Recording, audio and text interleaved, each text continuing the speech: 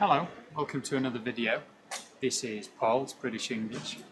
Today we're taking you on a walking tour around our neighbourhood. We're going to talk about some useful vocabulary so you can have a look around a European neighbourhood, maybe talk about some differences between American and British English.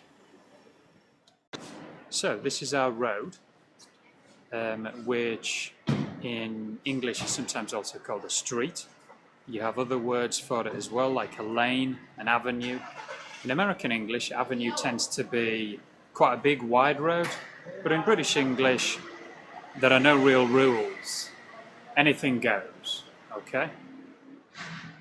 This is an interesting shop. In American English, this would be called a hardware shop. In British English, we'd probably call this a DIY shop.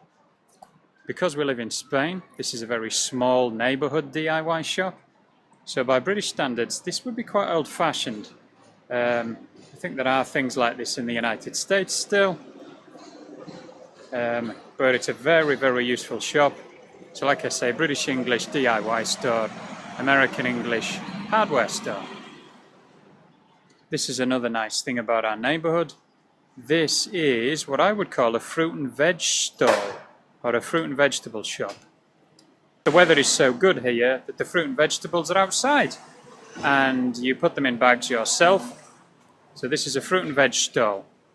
In America, this might be called a produce section if it was in a supermarket, and we would call it the fruit and veg section in the UK.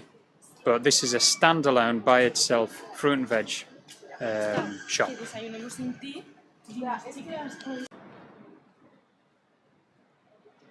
Now we're looking at what I would call a pharmacy.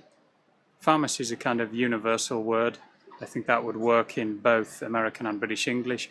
Obviously this is a different word. This is pharmacia because we're in Spain. You can recognize these with the green cross.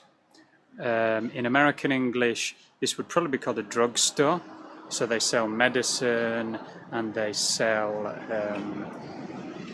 things that you can put on your skin to stop you getting too sunburnt, sandals. But if you had a prescription from the doctors, this is where you would come to get the prescription. So American English, this would probably be called a drugstore. British English, or a pharmacy. British English, it's called a pharmacy or a chemist. Okay, and right next door to the chemist, we have a convenience store. This is a very old traditional kind of Spanish style convenience store. I'm using American English to describe that. So a convenience store, you would come here to buy maybe things that you'd forgotten to buy in the supermarket, or you'd come here to buy a drink or maybe a newspaper. British English, this would probably be called a corner shop because in the UK these things tend to be on the corner. Not in Spain. In Spain they tend to be everywhere.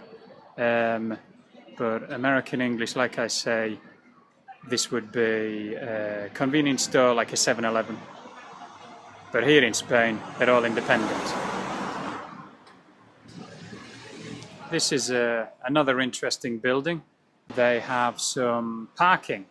British English, I would call that car park. American English would probably be called a parking lot. Okay, we're just about to cross the road here, and if you see there's some white lines on the ground like there are in most countries. In Britain I would call that a zebra crossing because it looks like the marks on a zebra. You'll notice this is a very small road, so there's no traffic light control here. In European culture, generally speaking, with a road like this, especially if there's a zebra crossing, it's okay just to cross the road whenever you think it's safe. If it was a wider road, they would put some traffic signals there and allow people to cross more safely. In American culture, it's less common just to cross the road. Normally there are traffic signals, and if you cross the road in a place where you're not supposed to, that would be jaywalking, which is not a criminal offence at all in Europe, because in Europe people generally just use their common sense and cross the road where they see fit.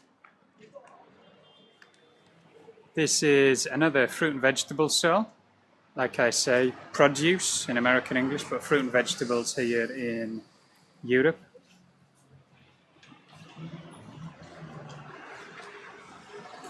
These are very, very common in Spain. You can see lots of people can come and just pick up the fruit, go inside and pay for it.